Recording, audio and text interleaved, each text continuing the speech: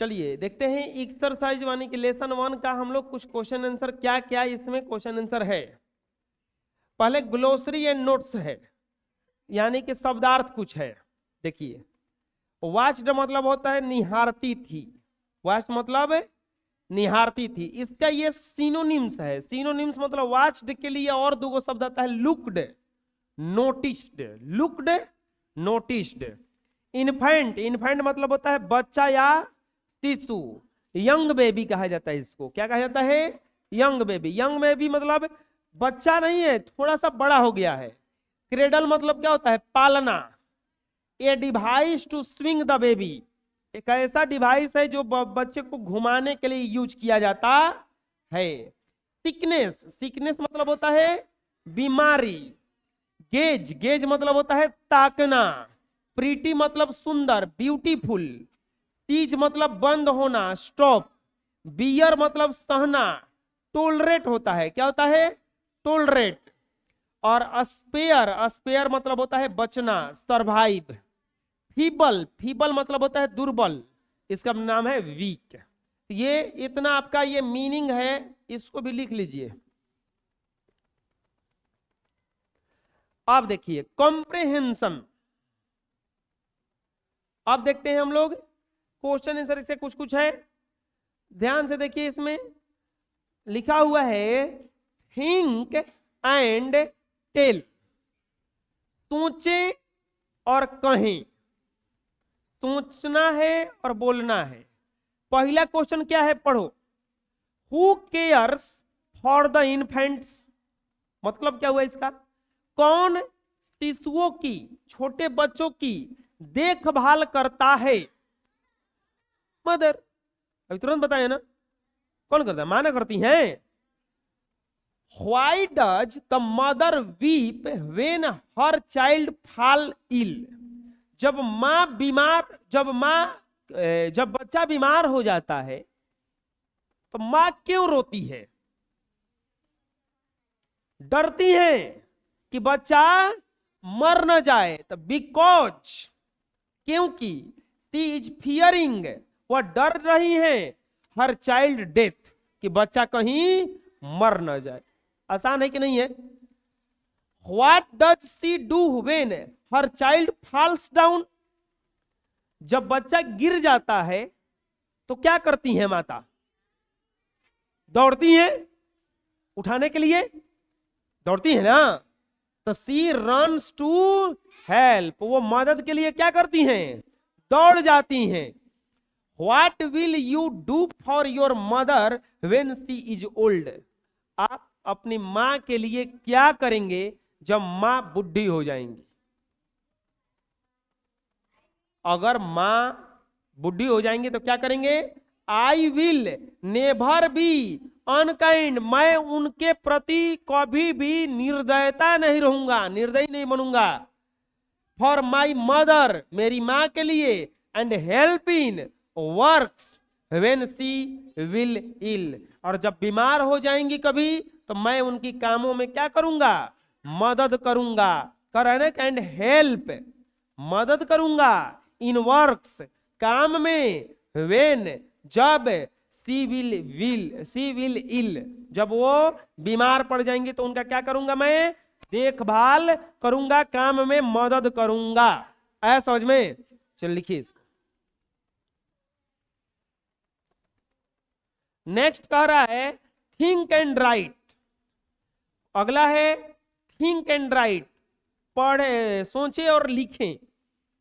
Answer in a word और sentence, answer जो देना है हम लोगों को एक शब्द में देना है और नहीं तो एक वाक्य में देना है। पहला क्वेश्चन है हु रोट दिस पोएम, इस कविता को किसने लिखा? तो इसका नाम है N Taylor.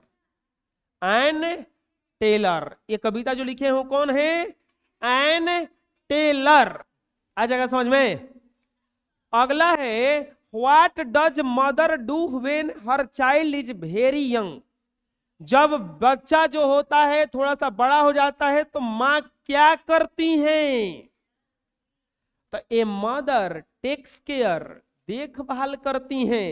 When her child is very young, जब बच्चा थोड़ा सा बड़ा हो जाता है तो माँ उसकी क्या करती है, टेक केयर। टेक केयर मतलब होता है देखभाल करना। क्या होता है, देखभाल करना। The mother wept when her child was ill, what fear did she have. ये मतलब समझ में आ गया क्या है, क्या? द मदर वेप्ट, मां रोती हैं। When her child was ill, जब उनका बच्चा बीमार पड़ जाता है। What fear did she have, वो किस डर से रोती हैं? वही डर है कि मेरा बच्चा, सीधा बैठो, चुपचाप देखो यहां पे। सी फियर्ड, वह डरती हैं हर चाइल्ड डेथ, कि उसका बच्चा कहीं मर न जाए। आए समझ में? चलो बना लो। Next, answer in not more than 50 words. इसका मतलब बता देगा कोई कि answer not more than 50 words, उत्तर देना है लेकिन 50 शब्द से ज्यादा में नहीं देना है। कर रहे ना, नॉट मोर देन, 50 शब्द से ज्यादा में नहीं देना है। प्रश्न क्या है देखो, how can you say that mother love her child very much. How मतलब होता है कैसे, कैन यू से, कैसे आप कह सकते हैं, दैट की मदर मां, लव प्यार करती है, हर चाइल्ड अपने बच्चे को, वेरी मच बहुत ज्यादा। आप कैसे कह सकते हैं कि मां जो होती है अपने बच्चे को बहुत सारा प्यार करती है? कोई रीजन होगा ना। आप प्रश्न पूछा है कि, तो देखो यहां पे, the mother protect her child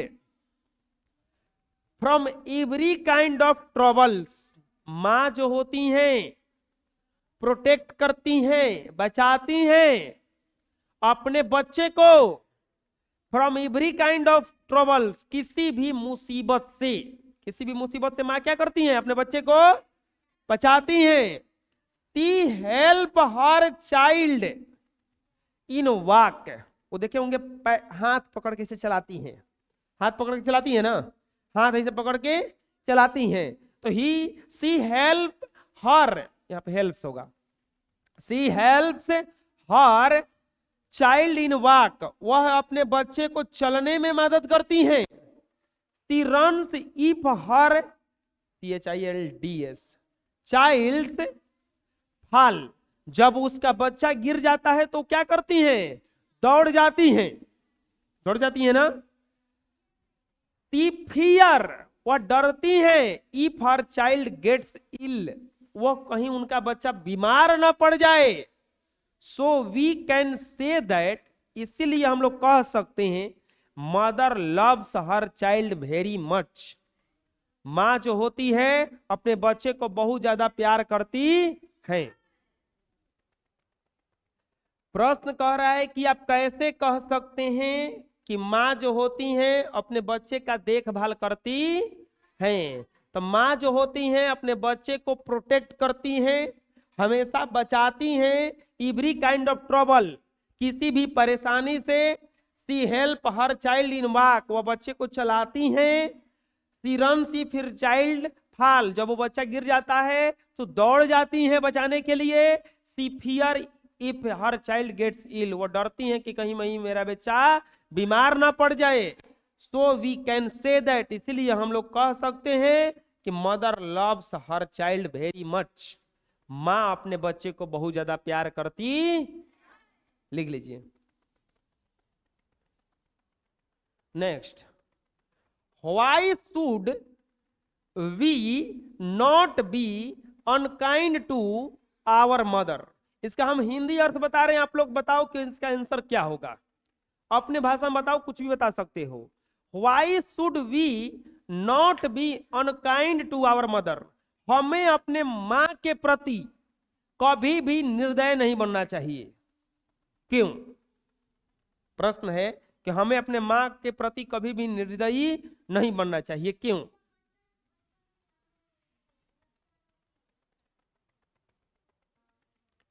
the mother has taken a lot of pain to protect her child. माँ अपने बच्चे को बचाने के लिए बहुत सारा दर्द सह लेती है, बहुत सारा दर्द सहती है।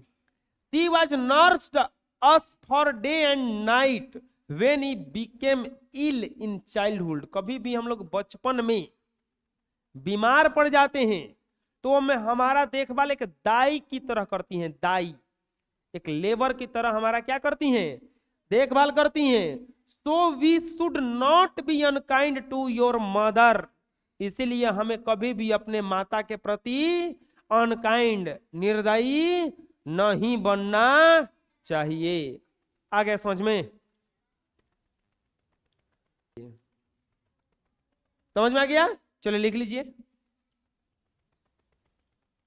नेक्स्ट आता है अगला प्रश्न, देखो क्या कह रहा है। Can you ever be unkind to your mother, give reason for your answer. क्या कभी आप अपने मां के प्रति अनकाइंड होंगे? कभी भी अपने मां के प्रति क्या कभी आप अनकाइंड, निर्दयी बनेंगे? Give reasons for your answer. आप अपने उत्तर के लिए एक रीजन बताइए कि क्यों अनकाइंड बन जाएंगे। नो, नहीं। I can never be unkind to my mother. मैं अपने मां के प्रति कभी भी अनकाइंड नहीं बनूंगा। Because I love my mother very much. मैं अपने मां को बहुत ज्यादा प्यार करता हूं। I know that the value of mother in my life. मुझे मेरे जीवन में मां का वैल्यू पता है। I have seen the world because of my mother. मैं इस दुनिया को देख रहा हूं, उसका कारण भी कौन है? मां है। She is next to God to me। वो मेरे लिए अगली भगवान है। She has taken a lot of pain to bring me up। वो मेरे पालन पोषण में बहुत ज्यादा दर्द सही है। मेरे पालन पोषण में बहुत ज्यादा दर्द सही है। हम अपने माँ को कभी भी छोड़ नहीं सकते हैं। ऐसा समझ में? चलिए लिख लीजिए। नेक्स्ट अगला कह रहा है question, right any accident in your life which show your mother animate affection towards you. एक कोई घटना बताना है जिसमें आपकी मां एकदम आपके प्रति अनुरागित हो गई हूं, आपको छोड़कर कहीं नहीं जाती हूं। एक घटना क्या है? When I suffered from fever for 5 days। तो कह रहा है कि ये एक बार जब मैं फीवर से, बुखार से परेशान था, ग्रसित था, माई मदर, यहां पे आ रहा है, अफेयर्ड सो मच। मेरी मां बहुत डर गई। She always seated near me। वो हमेशा मेरे पास आके बैठी रहती थी। And her hand were always on my head with weld cloth. और उनका कपड़ा से एक हाथ हमेशा भरा रहता था और मेरे सिर पर हमेशा रहता था। She prayed to God for me again and again। वो मेरे लिए भगवान से बार बार क्या कर रही थी? प्रार्थना कर रही थी कि ये मेरा बच्चा जो है ठीक है हो जाए। ये एक बार एक्सीडेंट ऐसा हुआ है। लिख लीजिए। नेक्स्ट है वर्ड पावर। देखिए वर्ड पावर मतलब होता है शब्द शक्ति। Go through text and again and find out the words to the same meaning. मतलब लव का सेम मीनिंग क्या होगा? तो लव का सेम मीनिंग होता है अफेक्शन। लव का सेम मीनिंग क्या होगा? अफेक्शन। इलनेस, इलनेस का एक सिमिलर मीनिंग क्या हो जाएगा? सिकनेस। इलनेस का ये इसका क्या हो जाएगा? अफेक्शन। ऐसे नीचे लिखा हुआ है। इलनेस का क्या हो जाएगा? सिकनेस। और तीसरा लवली। लवली मतलब बहुत ज्यादा सुंदर। तो लवली का क्या हो जाएगा? प्रीटी। लवली का क्या हो जाएगा? प्रीटी। चलिए बना लीजिए।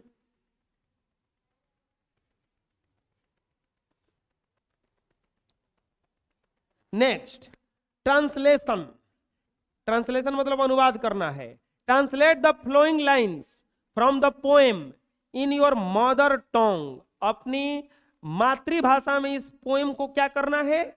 लिखना है। क्या है? When pain and sickness made me cry, जब दर्द और बीमारी से मैं रोया, दर्द और बीमारी से मैं रोया।